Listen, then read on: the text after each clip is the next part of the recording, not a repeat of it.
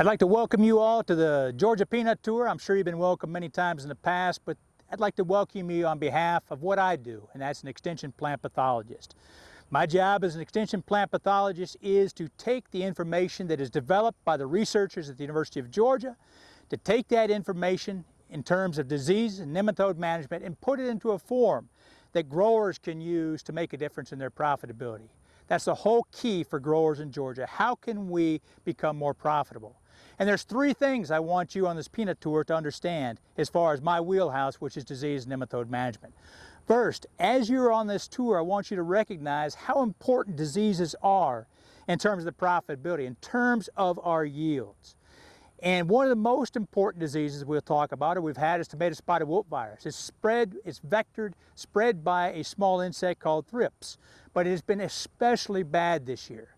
And anything and everything our growers could do to manage that disease ends when they close the furrow. So here today, we're maybe 125, 130 days after they planted the peanuts. And you may see spotted wilt, tomato spotted wilt being bad in some fields, but there's nothing they could have done other than the decisions they made at planting time. What variety they planted, what they put in the furrow, what the variety, what the timing of planting was. So that's one thing. Recognize the importance of diseases. You're also likely to see leaf spot diseases and white mold disease. All of these things are especially devastating if they're not controlled. Second thing I want you to remember is that there's a tremendous effort, not only by the University of Georgia, but by neighboring states as well, anywhere we're growing peanuts, to try and develop strategies for managing these. And this isn't just in conjunction with research, it's in conjunction also with our breeders, peanut breeders, looking to find ways varieties have greater resistance to diseases like leaf spot, diseases like tomato spotted wilt virus, to help it so that we can become more profitable, remain more profitable.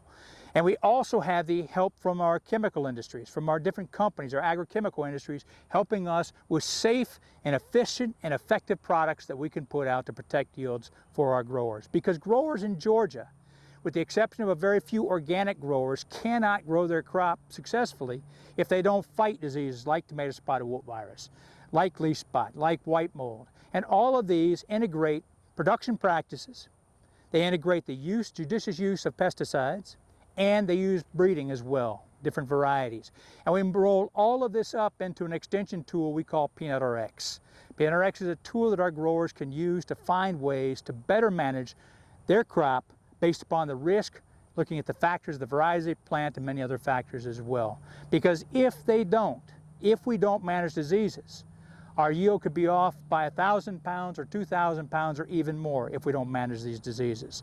And so on this peanut tour, as you look, what I'm hoping you will see is the impact of disease on our peanut production, both in terms of when it's not controlled, but also what it takes to control it.